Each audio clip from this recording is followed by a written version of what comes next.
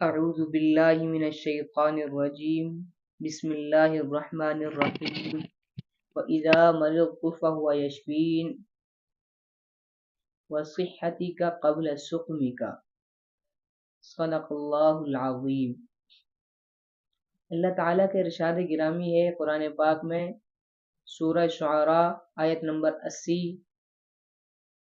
وَإِذَا مَرِضْتُ فَهُوَ يَشْفِينِ، اور جب میں بیمار ہوتا ہوں تو اللہ ہی مجھے شفا دیتا ہے۔ اللہ کے رسول صلی اللہ علیہ وسلم کا ارشاد گرامی ہے صحیح مسلم کی حدیث نمبر 729، وَصِحَّتِكَ قَبْلَ سُقْمِكَ، کہ صحت کو نعمت جانو بیماری سے پہلے۔ آج ہم جس موضوع کو ڈسکس کرنے لگے ہیں وہ ہے معدہ، اسٹومک۔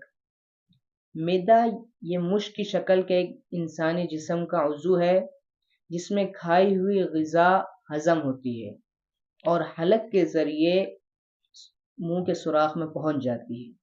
معدے کی حرارت اور قوت ہاضمہ 3 سے 4 گھنٹے میں غذا کو تحلیل کر دیتی ہے اور گھلے ہوئے ستو کی مانند بنا دیتی ہے جسے ہم کیلوس کہتے ہیں۔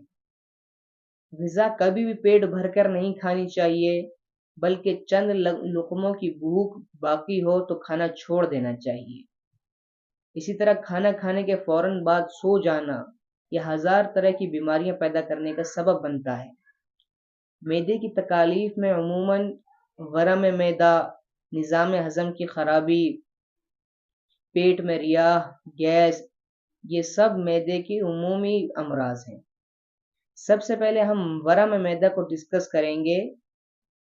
ناظرین کرام، معدے کا ورم جب حاد ہو جائے تو معدے کا داخلی حصہ اور دیواریں سرخ اور سوجی ہوئی حالت میں تبدیل ہو جاتی ہیں۔ اس حالت میں معدے میں درد، سینے میں جلن، متلی اور اس طرح کی کئی پریشان کن علامات کا ظہور ہوتا ہے۔ ان تمام بیماریوں کے لیے اور تمام امراض معدہ کے لیے میں آپ کو ایک ایسا نسخہ بتانے جا رہا ہوں جو انتہائی مجرب اور مفید ہے۔ مقوی معدہ ہے، مقوی جگر ہے، مقوی با ہے، اور سب سے بڑھ کر وقت سے پہلے سفید ہونے والے بالوں کو سیاہ کرنے کا سبب بھی بنتا ہے۔ نسخہ نوٹ فرما لیں۔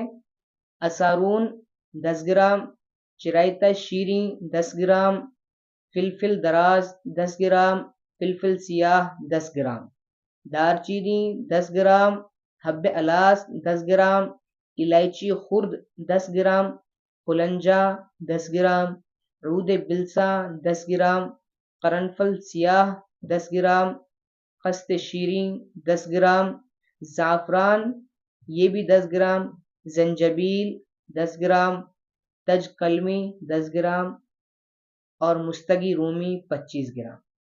شہد خالص چھوٹی مکھی کا لینا ہے، یہ ½ کلو۔